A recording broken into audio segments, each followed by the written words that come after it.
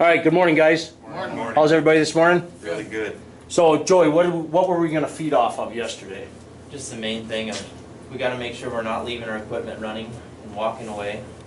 Anybody can get inside there, drive it, and a lot of you guys are just leaving forklifts running, forks in the air, and walking away. Not to interrupt you, but why wouldn't we want to walk away from our equipment while it's running? It could take off. Brake fail, it could take off, yeah. Okay. So, how do we handle our equipment so that a runner doesn't jump in it and take off? We want to pull the keys out then, or every time we get to turn it off? Yeah, what's the procedure for that, Jimmy? If you're not going to be in a piece of equipment and you're going to be away from it, walk me through what the procedure is for that. Turn it off. Lay the bucket down flat, Okay. put the party brake on, What do you do with the fuel supply? turn it off. But I don't have a turn off switch. Forklifts. Okay. So forklifts with the fuel supply. Yeah, what do we do? forklift, turn the dead man on, turn the forklift, or the propane on. Okay. Another thing I think with what we're talking about forklifts, guys driving with the forks higher than 6 inches off the ground. Okay. That's a OSHA. So why wouldn't we drive with the forks higher than 6 inches off the ground? Because then anybody can walk around a corner and you can go right into them. Okay. Better lower than higher. So at the end of the day, when we shut our equipment down and we walk away from it, where should the keys be? Overboard. Okay. So what benefit does it have to our overall safety that we do these proper practices?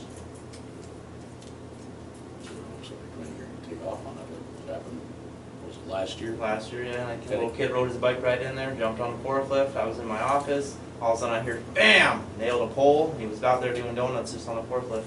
Call the cops? Yeah, they were here last Oh, year. yeah, Mike called. So does that only affect our safety? Who else's safety does it affect if somebody comes in here and jumps on a piece of our equipment? Kid safety. Kid safety, anybody that was back there could have hit trucks, it could have done anything. There was trucks right next to it. How about Gary's area? You down there all alone all the time, or do people show up down there? Pretty much by myself. Okay, what happens when somebody shows up down there though? Do you know they're there? I usually stand at the door until I see them. Okay. So how with our people and or our third party haulers, how do they get a hold of you, Gary, to let you know that they're there?